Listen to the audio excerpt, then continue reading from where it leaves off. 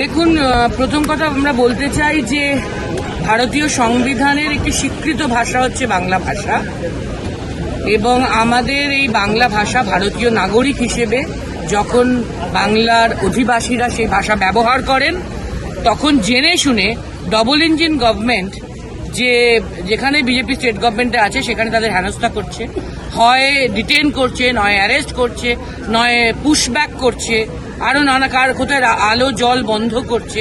এটা অত্যন্ত অন্যায় এবং এটা গ্যাহের কানুনি, এটা সংবিধান বিরোধী। এর বিরুদ্ধে মানুষই ওদের জবাব দেবেন। আসল কথা হচ্ছে ওদের অশ্বমেধের ঘোড়া, মোদীবাবুর অশ্বমেধের ঘোড়া বাংলায় এসে মুখ থুবড়ে পড়েছিল। সেই রাগে ওরা বাংলার খাটা টাকাও যেমন বন্ধ করেছে, এমজিএনআরইজি এর টাকা কোর্ট বলার পরেও আজও যেমন দিচ্ছে না, আজকেও বলছি কোর্ট বলার পরেও যে আমরা দেখছি বা ঠিক মতো জবাব দিচ্ছে না, ঘুরিয়ে পেঁচিয়ে যাচ্ছে, কোর্টকেও মানছে না, সেই রকম আবাসের টাকাও দিচ্ছে না, সেই রকম চারদিকে আমাদের বদনাম করে বেড়াচ্ছে। এবং একইভাবে নতুন ন্যারেটিভ এখন শুরু করেছে। বাংলা ভাষায় যারা কথা বলছে তাদের সব ডকুমেন্ট আছে, তারা ভারতীয় নাগরিক, পশ্চিমবঙ্গের অধিবাসী, কিন্তু তাদেরকে হেনস্থা করছে। এর জবাব আবার আমরা বলতে চাই, কুৎসা, অপপ্রচার, মিথ্যা, ষড়যন্ত্র, অন্যায় কোনোদিন শেষ কথা বলে না। শেষ কথা বলবে সত্য, শেষ কথা বলবেন ন্যায়, এবং শেষ কথা বলবেন মানুষ।